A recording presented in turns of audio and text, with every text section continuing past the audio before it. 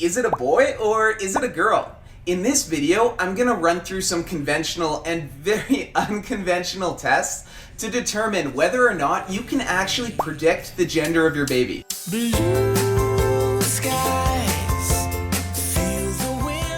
Hey guys, what's good? Austin here with another video on becoming a successful stay-at-home dad. On this channel, we talk about new parenthood, making money from home, and everything you can do right now to become a successful stay-at-home parent. So if you're new to my channel, please consider subscribing. And as always, I'll link all the comments and everything we talk about in the comment section below. So guys, in my last video, I talked about finding our surrogate. And I'll link it right here if you haven't seen it yet. But I did reveal at the end of that video that we actually don't know the gender of our little bean yet. So I thought it would be super fun to make a video where I go through those tests. You know, like your grandma or your great aunt, they say things to determine the gender of your baby. Like, oh dear, you are glowing. You must be having a girl. Or, I can tell by the way you're carrying yourself that that's definitely gonna be a boy and he's gonna be a troublemaker. First of all, sorry for those impressions. They were horrible, I know, but now you know what I'm talking about. Those old wives' tales that seem to circulate and everyone has their own opinion on what the gender of your baby is gonna be. So I thought we'd run through those tests and see if any of them are actually accurate. Before even recording this video, I actually sent them to our surrogate and had her fill them out so we could get some accurate results and I could run through this quiz with you guys. We'll keep a running tally of boy predictions versus girl predictions in this video, and at the end we'll have a final result as to what gender our child should be based on these tests. We have no idea what we're having, but in the next video I will do a gender reveal and we'll be able to see if the results from these tests were accurate.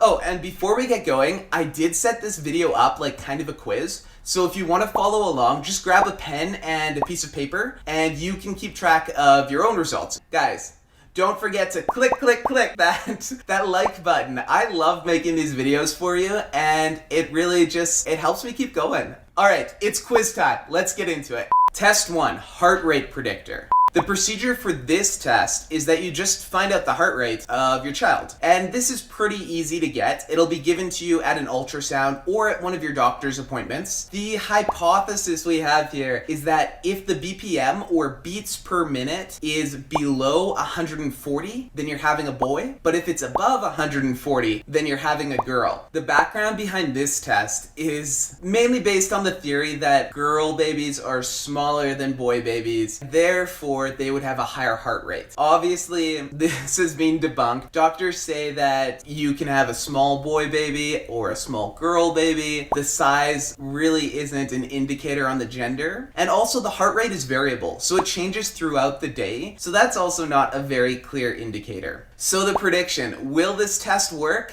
I mean, probably not. But we're gonna run through all these tests anyways. So when we sent this test to our surrogate, she came back with a heart rate range between 140 to 150 BPM, which means that by this test, we will be having a girl. So 1 point to the girl team. Let's keep going. Test 2, the height of your bump. The procedure here is to determine if you're carrying higher or if you're carrying lower. The hypothesis is that if you're carrying lower, you'll be having a boy, and if you're carrying higher, chances are you'll probably have a girl. The background here is pretty much that pregnancy is filled with so many old wives' tales, and people are so obsessed with predicting the gender of babies. This probably worked for someone somewhere, and then it was just passed down generation to generation, but there really is no science behind the height of your bump in this test. If anything, it really speaks more towards the physique of the pregnant mother than it does the gender of the child.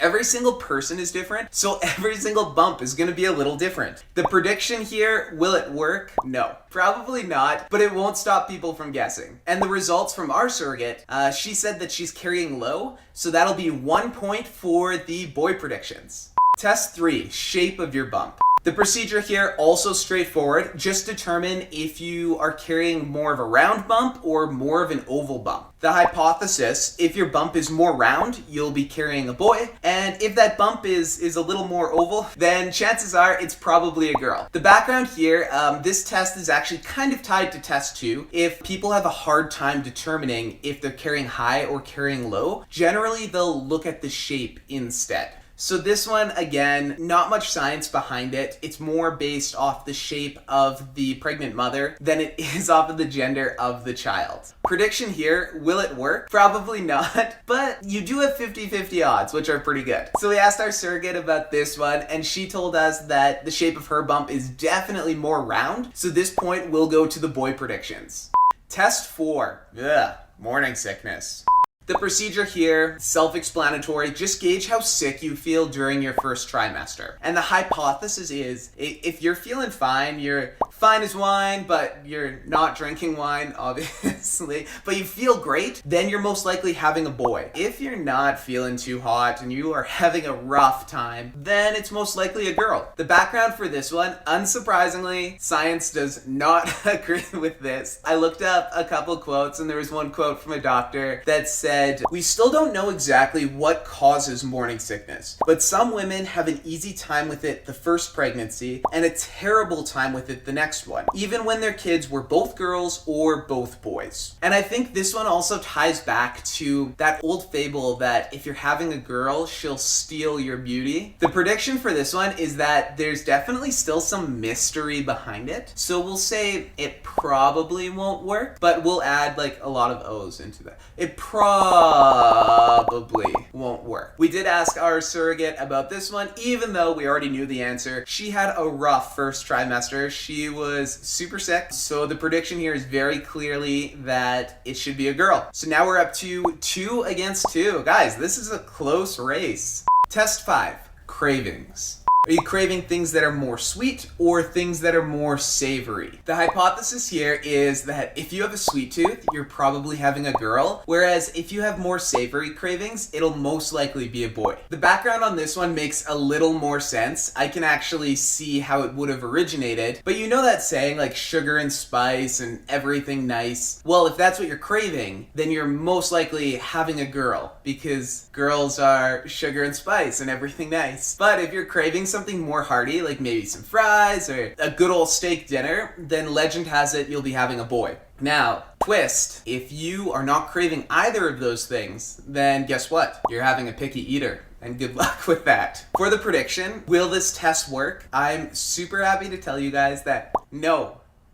This test will not work. So please, go indulge in your cravings. Let me know in the comments if you've had any super weird cravings. Like, the crazier the better. I'm excited to read these comments. For the results from our surrogate, she definitely has way more of a sweet tooth, so this point will go to the girl predictions. Test 6, the VOODOO test. Okay, so first of all, that is not the official name of this test. I just think it's way out there, but we did it anyway. So the procedure for this one is that you get a string and you put something metal on it. Most people use a wedding ring. What you do is you lay on your back and you hang that string over your belly, and based on the way it moves, it will predict the gender of your child. The hypothesis here is if the ring moves side to side in a pendulum motion, then it'll be a boy, whereas if it moves in a circular motion, it'll be a girl. Background. I could not find any background for this test at all. As an engineer, I'm extremely skeptical of it. Let me nerd out here with you just for a little bit. So there's this law. It's called Newton's first law of motion. And it pretty much states that an object at rest, so something not moving, will remain at rest and not move unless acted upon by an outside force. So if you hang this ring from a string and hang it over your belly, what makes it move? Unless like you have maybe a little Harry Potter in there practicing some magic and doing some spells, well then that would be friggin' cool and you'd be having a wizard. The prediction here, will it work? No. But believing in magic and pretending to do magic are super fun, and I encourage you to try this test and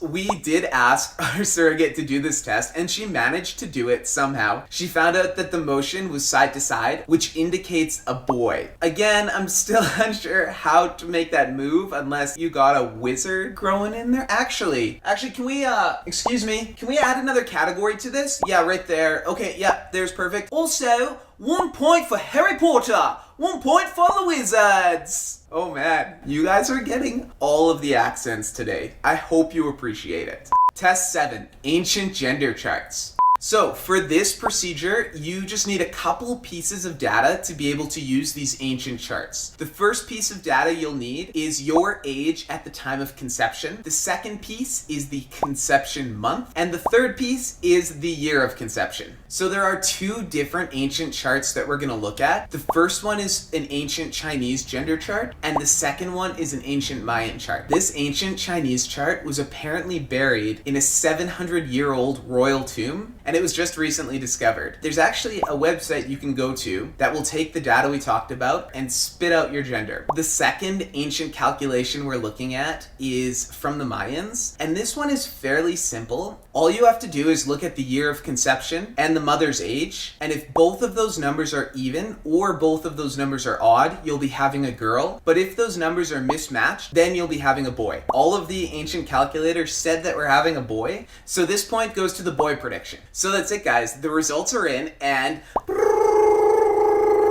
the final score is 4 for the boy prediction and 3 for the girl prediction, which means that according to these test results, we should be having a little boy. For the question of the day, I'm curious to know if you've done any of these tests, and if so, were they accurate? Did I maybe miss a test, like this super secret test that has been passed down from generation to generation and your family always does it and swears by it? Just write me in the comments below. If you want to find out how accurate these results were, be sure to check out the next video where I talk about our social distancing gender reveal, which wasn't what we had planned to do, but it turned out great. And it was so uniquely us. Subscribe for more videos like this, and share this video with anyone who's trying to predict the gender of their baby bump. Ancient Chinese gender tart. Gender tart? It's not a tart. This ain't a baking show.